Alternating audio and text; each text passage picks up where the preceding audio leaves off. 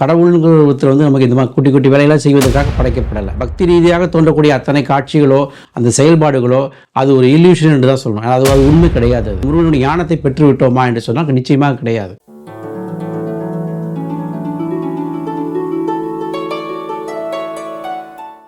அன்பர்களுக்கு வணக்கம். தைப்பூசத்தில் அன்று இந்த முருகனை நோக்கி இருக்கக்கூடிய இந்த முறையை நீங்கள் ஃபாலோ பண்ணீங்கன்னா கண்டிப்பாக இந்த முருகனுடைய அருள் உங்களுக்கு என்றும் நிலைத்திருக்கக்கூடிய வாய்ப்பு கிடைக்கும். முருகன் அருள் என்பது நம்மளை வாழ்க்கையில் சுபிட்சமாக வச்சுக்கவோ அல்லது நம்மளை பணக்காரனாக்கிடவோ அப்படியெல்லாம் ஒரு சூழ்நிலையை காட்டிலும் அதையும் விட ஒரு மேம்பட்ட நிலையில் முருகனாகவே முருகனுடைய பண்புகளை பெற்ற ஒரு மனிதனாக நம்ம வாழும் பொழுது அந்த முருகன் அருள் நமக்கு பரிபூர்ணமாக கிடைச்சதாக அர்த்தம். வழக்கமான ஒரு முறைகள் எல்லாம் நிறைய செஞ்சிருப்பீங்க இந்த விரதத்தை பற்றியெல்லாம். இதிலிருந்து கொஞ்சம் நீங்கள் இதை மாற்றி இந்த வழியிலே இந்த முருகனை பாருங்க.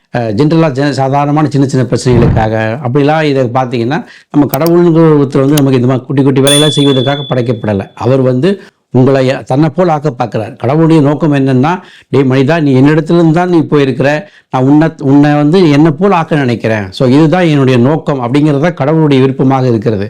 நீ துன்பப்படாத, இந்த உலகம் ரொம்ப அழகாக இருக்குது, இதையெல்லாம் அனுபவித்து இந்த சந்தோஷத்தெல்லாம் பெற்றுக்கொண்டு நீ என்னிடத்துல சேரு. நீ என்னோட சேரும்பொழுது ஒரு சந்தோஷமான மனுஷனாக என்னிட்ட சேரணும்னு பார்க்குறேன். ஏன்னா முழுமையான கம்ப்ளீஷன் தானே கடவுள். ஸோ அப்போ நம்ம ஒரு முழுமையான கம்ப்ளீட்டட் மேனாக நம்ம என்னைக்கு ஆகுறோமோ அன்னைக்கு தான் நம்ம அந்த கடவுள்கிட்ட போய் சேர முடியும். ஏன்னா கடவுளுங்கிறது பர்ஃபெக்ட், அது இம்பர்ஃபெக்டே கிடையாது, அது பியூரிஃபிகேஷன், சுத்தமானது. அப்படின்னும் போது நாம் இந்த கேரக்டர் நமக்குள்ளே வந்தால் தான் நம்ம கடவுள்கிட்ட போய் சேர முடியும். கடவுள்கிட்ட சேர வேண்டிய அவசியம் இருக்கா? கண்டிப்பாக இருக்குது. ஏன்னாக்கா நம்ம ஒவ்வொரு பிறவையிலையும் பல வகையில் பாட்டில் சொல்கிற மாதிரி ஒரு பிறவையும் பிறந்து இழைத்தேன் என்பது பாருங்க. ஒவ்வொரு பிறவையும் பிறக்கும் பொழுது இந்த ஆத்மாவுக்கு ஒரு இழைப்பு வருது. என்னன்னா அது இழைச்சி போகுது. எதனால் இழைச்சி போகுதுன்னு சொன்னால் அந்த துன்பம் மாயாவினுடைய சம்மந்தத்தினாலே. மாயா என்கிறது உலகம்தான். ஆனால் இந்த மாயா இருக்கக்கூடிய அத்தனை சந்தோஷத்தையும் நாம் கடந்து போக வேண்டும். அந்த கடந்து போவதற்கு உண்டான ஒரு வாய்ப்பு தான் அந்த ஞானம்.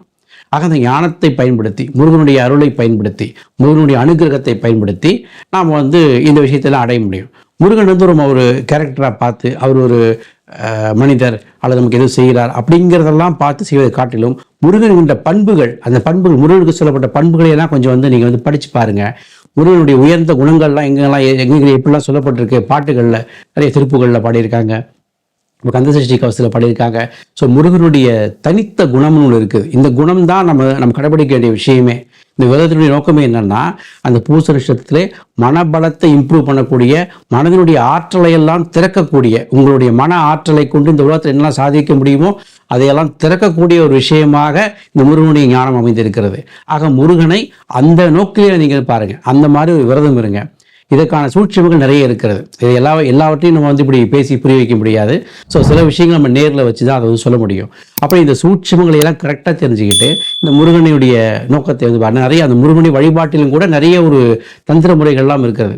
நீங்கள் பக்தி ரீதியாக எவ்வளவுதான் செய்தாலும் உங்களுக்கு இந்த பக்தி ரீதியாக தோன்றக்கூடிய அத்தனை காட்சிகளோ அந்த செயல்பாடுகளோ அது ஒரு இல்யூஷன் என்று தான் சொல்லணும். அது உண்மை கிடையாது. அது ஏன்னா என்று சொன்னால் நீங்கள் என்ன பார்க்கிறீர்களோ, என்ன செய்கிறீர்களோ இதையெல்லாம் உங்களுடைய கற்பனையினுடைய வடிவம். அந்த கற்பனைக்கு ஒரு வடிவம் கொடுக்கிறார், அவ்வளோதான். ஆனால் கற்பனைக்கும் எட்டாதவன் இந்த முருகப்பெருமான். கற்பனையில் எட்டாத அற்புதம் என்று தான் சொல்கிறோம். அப்போ கற்பனைக்கு எட்டாத அந்த முருகனுடைய அந்த ஆற்றலை நீங்கள் கரெக்டாக நீங்கள் ரீச் பண்ணணும். முருகனுடைய வழிபாடு தான். நிறைய பேர் நீங்கள் முருக வழிபாடுக்காக நிறைய கோயிலுக்கு போகிறோம், நிறைய சடங்கு சம்பிரதாயங்கள் செய்கிறோம்.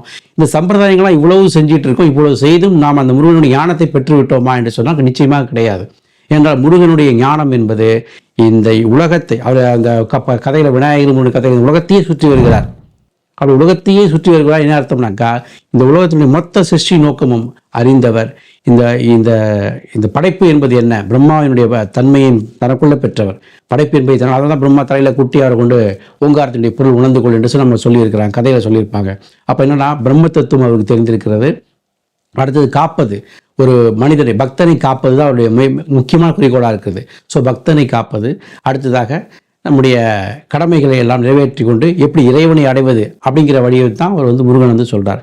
அப்போது முழுமையான அறிவு, முழுமையான ஞானம் இது மனபலத்திலும் மன ஆற்றலிலும் அடங்கியிருக்கிறது. ஸோ அதன் வழியாக அந்த இறைத்தன்மை அடைவதற்கு தான் இந்த விரதமாக நாம் கொள்ள வேண்டும். முதல் முருகனுடைய பண்புகளை புரிஞ்சுக்கிங்க. அந்த பண்புகளை உங்களுக்குள்ளே கொண்டு வர பாருங்க. அந்த உங்களுக்குள்ளே கொண்டு வருவதற்கு எது துணை புரிகிறது? விரதம் துணை புரியும். அதில் உங்களுடைய நட்சத்திரம் என்னைக்கு வருதோ அந்த நட்சத்திரத்தை அந்த விரதத்தை ஆரம்பிக்கிறது ரொம்ப சிறப்பு. அது எத்தனை நாள் ஆனாலும் சரி, பூசத்துக்கு முன்னால் எத்தனை நாள் கிடைக்குதோ அத்தனை நாள் பண்ணலாம். இதெல்லாம் எங்களுக்கு தெரியாது எதுவுமே சொன்னாக்கா, ஒரு 48 நாள் ஒரு மண்டலம். ஏன் இந்த ஒரு மண்டலம் கூட சொல்லியிருக்கோம் அப்படின்னு சொன்னால், உடம்பிலே ஒரு எண்ணத்தை நீங்கள் வந்து ஒரு ஒரு ஒரு செயல்முறையை இந்த மூளைக்கு ஏற்ற போகிறீங்க அப்படின்னு சொன்னால், இது உங்கள் மூளையில் முதல்ல பதியறதுக்கு முன்னால் உங்களுடைய எண்ணத்தில் பதியணும், உங்களுடைய உடலிலே பதியணும், அதுக்கப்புறம் மூளையில் போய் பதியும். அப்படி பதிகின்ற ஒரு விஷயத்துக்கு ஒரு டியூரேஷன் தேவைப்படுது, ஒரு 48 நாள் தேவைப்படுது. அதுக்கு நிறைய காரணம் 9 கிரகங்கள், 12 ராசிகள், இந்த 27 நட்சத்திரங்கள், இதையெல்லாம் அனுசரித்து நம்ம உருவாகிருக்கணும் இல்லையா? நம்ம ஏற்கனவே நம்ம பேசியிருக்கோம் இதை பற்றி. ஸோ அப்போ அந்த மாதிரி உருவாகிருக்கிற அந்த தன்மையில் 48 நாள் தேவைப்படுது. அப்போது இந்த உடம்புக்குள்ள எந்த ஒரு செயலையோ அல்லது எந்த ஒரு புதிய விஷயத்தையோ நீங்கள் உள்ள புகுத்த போகிறீங்கன்னா அதற்கான ஒரு காலகட்டம் வந்து ஒரு 48 நாள்.